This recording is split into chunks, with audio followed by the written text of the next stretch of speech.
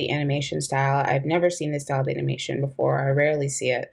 And I thought that it was really utilized really beautifully, from the texture of the polar bear's fur to the effects of the water and the shimmering effect of the icicles. All of those things worked really well to bring together the theme and the idea behind the short, and also the ending. I was really, I thought that the playfulness and the fun that the polar bear cubs are having, and then with the introduction of the seal, all of those things feel like they're leading up to having like a happier ending. And I really love that it wasn't like, I love that the polar bear floats away and then it's curtain essentially, because it really goes to illustrate the text that comes afterwards, and really makes you think about our contributions to this crisis.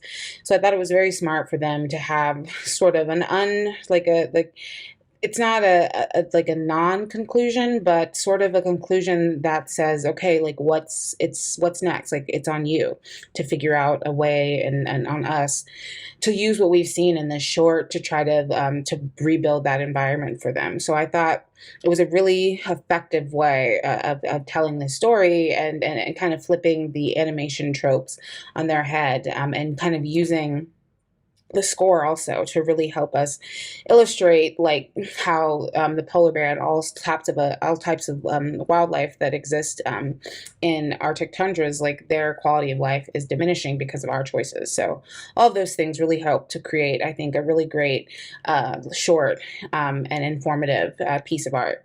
It was really cool. If it wasn't fully stop animation, I loved the animation style that they did with it. I loved the art style because it wasn't too cartoony. It was just enough.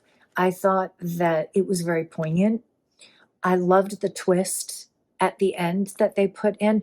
It was a very dark twist at the end, but it was a twist that really made you sit up and take notice because the message was so clear with that ending. The most creative ways I think I've ever seen environmental destruction and climate change and its impacts be communicated. I think the simplicity of this is what makes it so good, because it has a very childlike video game appearance, and with no spoken dialogue, it leaves a lot up to the viewer to kind of understand what exactly is trying to be communicated. And I think it leaves a lot open to interpretation of what exactly is happening in our environment and how we can help it. I also think that this very approachable way of communicating this idea makes it a lot easier for anybody to understand. I think an adult to a 5-year-old, 6-year-old child would be able to understand the concept that's being communicated, even if it's not explicitly stated until the very end. So I think the filmmaker did a really good job of communicating this theme of climate change and how it's a problem that we really need to start taking action on. One thing I love about this film is the animation style itself. I just thought it was so unique and so lush. Um, this is a film about climate change, and I think it has a really strong message about that issue. One thing that makes this film notable is that it chooses to deliver that message through story. Um, One of the best ways to convey a message, especially an important one, is through story. And I think in this particular case with this film, it really resonates. The message really resonates. The story is emotional, and you really feel the impact of climate change. In other words, this film chooses to root its argument in emotion, which I thought was effective.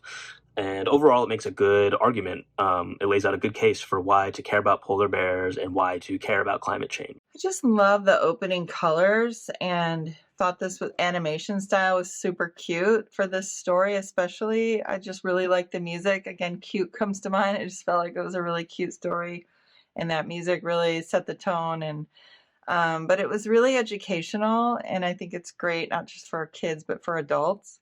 the sea lion and the polar bear. I thought they were actually going to play together, and then realized at the end that their polar bear preys on the sea lion.